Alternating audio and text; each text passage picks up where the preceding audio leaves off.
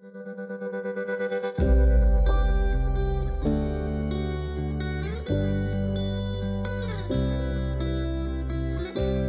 the community a voice. Haver FM, Howe Community Radio. Welcome to our first Heids and Herts Bulletin. The plan is to run these in a mini-series charting our current community project, Hearth and Howe. Hearth and Howe is a series of story capturing events taking place across the autumn in a few of the villages our charity serves here in the Howe and across North East Fife. The series is part of the Year of Stories 2022 Community Stories programme and with fund support from EventScotland, MuseumsGalleriesScotland and National Lottery Heritage Fund. Scotland's Year of Stories 2022 is a celebration of stories inspired by, written or created in Scotland. Stories are a vital part of Scotland's culture and every community has a different tale.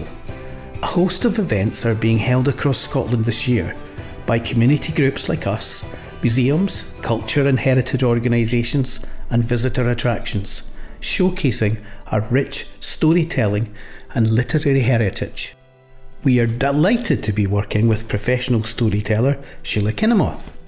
Together with Sheila, we are looking forward to exploring the richness of living heritage as we collect a few recollections about village life with neighbours in Giffordtown, Coaltown of Burnturk, Gateside, Falkland and Galdry before finishing off with a special St Andrew's Day celebration and reflecting on belonging and place with members of Fife International Forum's Conversational Cafe, the members of St John's Parish Church in Cooper and the broader international communities who now call North East Fife their home. Yesterday, on a glorious afternoon in Letham Woods, we kicked off the Hearth and Howe series together with children and parents from the Secret Garden Outdoor Nursery and Letham Primary School. Under a canopy in a clearing in the woods and around an open fire as part of the community Woodsday celebration, Sheila told a few stories. Screeching going on, and I thought, oh no,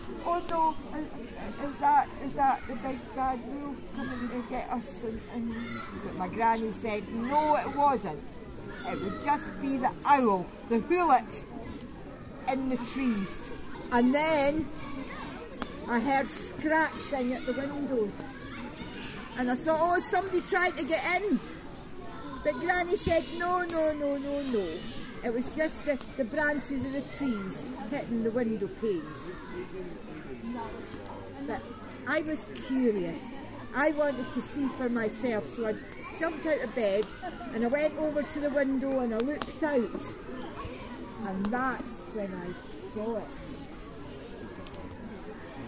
Looking at me, red eyes, pure white, moonbeams dancing on its back. Now, I knew it was a deer because I'd seen pictures of them in a book before, but I'd never seen a white one before.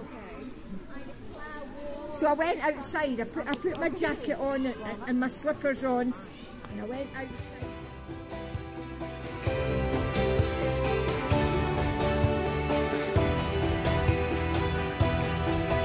Based in a 25-acre woodland in Fife, the Secret Garden Outdoor Nursery operates a pioneer childcare service entirely out of doors all year round.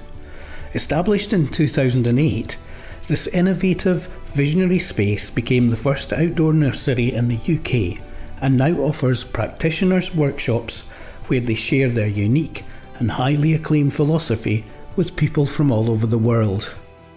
In 2008, the Secret Garden Outdoor Nursery was registered with the Care Inspectorate as Scotland's first fully outdoor nursery for children in the early years. Kathy Baish, the visionary founder, was passionate about children having space and freedom to play in nature. Founder Kathy sadly passed away in July of 2017 and believed that the Secret Garden was more than just a nursery. She felt it was a community, a way of being and thinking, standing for something precious and endangered in a rapidly changing world.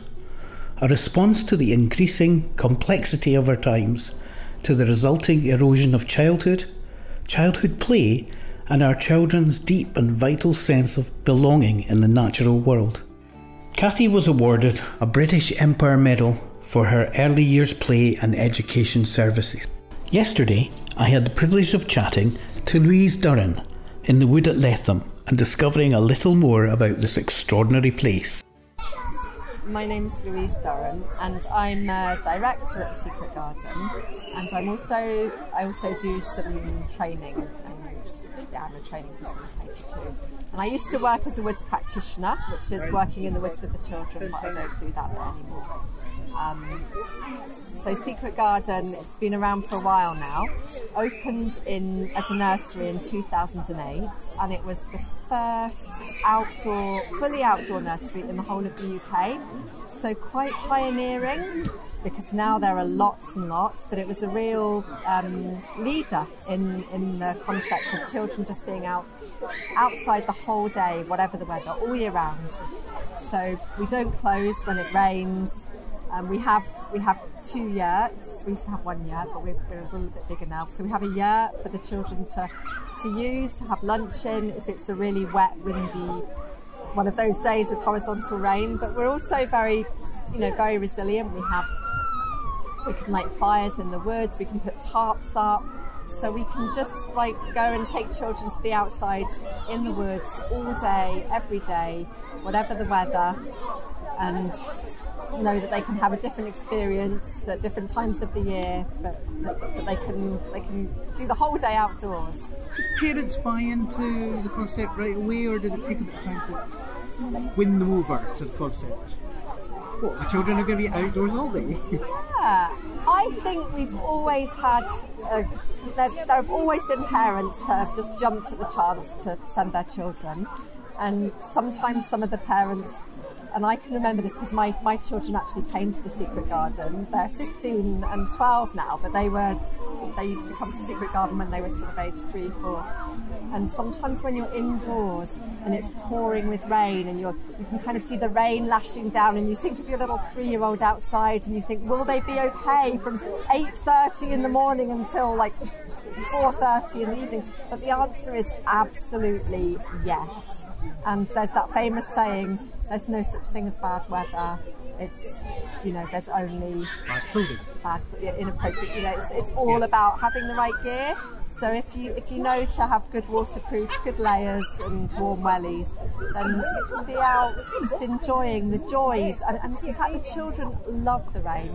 Children, I think, naturally love all weather, and I think they learn as they grow up. Games are happening.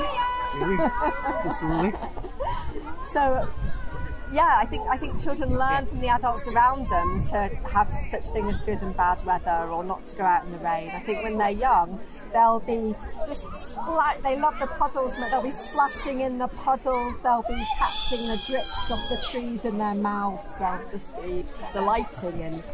So we understand now much more about the connection between humans and nature and why it's important. Maybe back then, when this was sort of visionary, that was a bit of a leap. But now that you've worked with so many groups of children, and you say your own children came here, they're 15, what are the benefits? Tell us about some of the benefits that the children get from being in this in the outdoor space. Well, there are many benefits, but one of the key words that gets used that I think is really important. So you hear a lot of talk about resilience today, and I think children who do come to the Secret Garden and do their first winter and come out the other side, they go into the cold months and they come through and they get to the time when the days are warmer again and the layers can come off. That's a real resilience that they can carry with them, through their lives, and learn to adapt to different conditions, and to know that they can overcome a little bit of hardship. Yeah. So that's one of the benefits.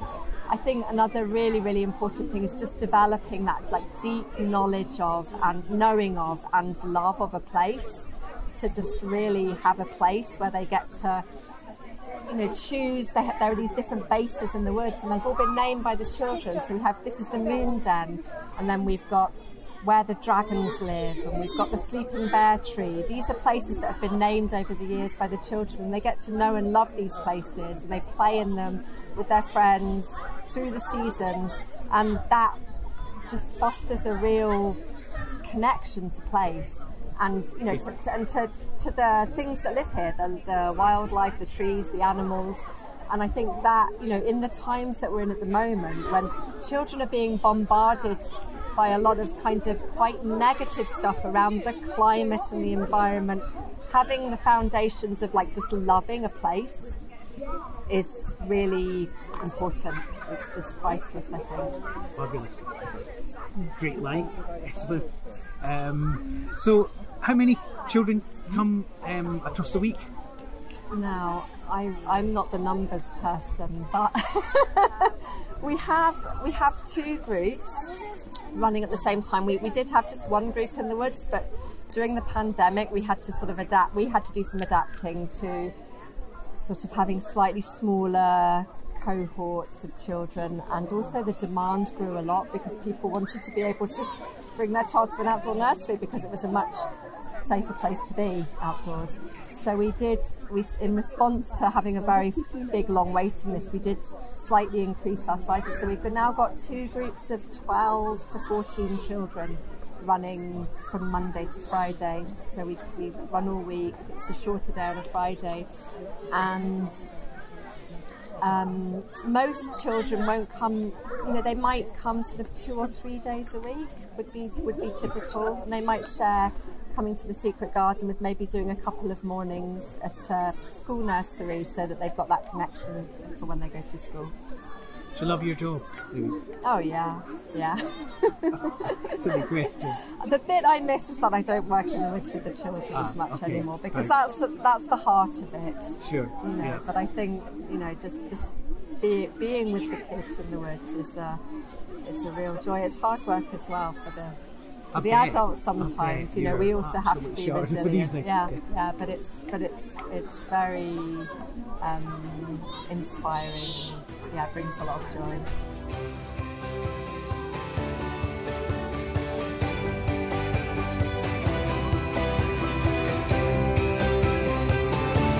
And so we leave the children and parents from the Secret Garden Outdoor Nursery in Letham Wood. Say goodbye to Louise and Sheila, and hope that you join us for our next Hearth and the Howe podcast bulletin. We will report from our next instalment on the 12th of October in the lovely village hall in Giffordtown, and meeting neighbours during their soup homemade bread lunch starting at 12:30 p.m. Check out our website heidsandherts.com for more details. Don't forget to subscribe to our YouTube channel, and don't miss out on our many regular community updates and podcasts. Thank you for listening. And it opened up, and out came 2 wee women, all dressed in green with a white apron on. And she beckoned them and said, "Come on, wee girl, come in here if you're coming." And so I followed this fairy woman down into a tunnel, down inside the hill, until I came to a big cave that was absolutely full of fairies. Now the very little people, and they were all having a party, and they were dancing, and they were hooting and shooting and whirling and whirling and having a great time. Then, all of a sudden, the music stopped, and one of the fairies, I think he must have been the fairy king because he had a crown on, he stood up and he said, "It's time for a cup of tea." And everybody went and sat down, and the little lady that had taken me inside came with a tray with cups of tea on it and cakes. Aye, they were fairy cakes. And they offered me some tea and cake, but I said no thank you, because my granny had told me that you never take anything from a fairy, because you'll forever be in their power. Hever FM, Howe Community Radio is supported by the Fife Communities Mental Health and Wellbeing Fund through Fife Voluntary Action and the Scottish Government.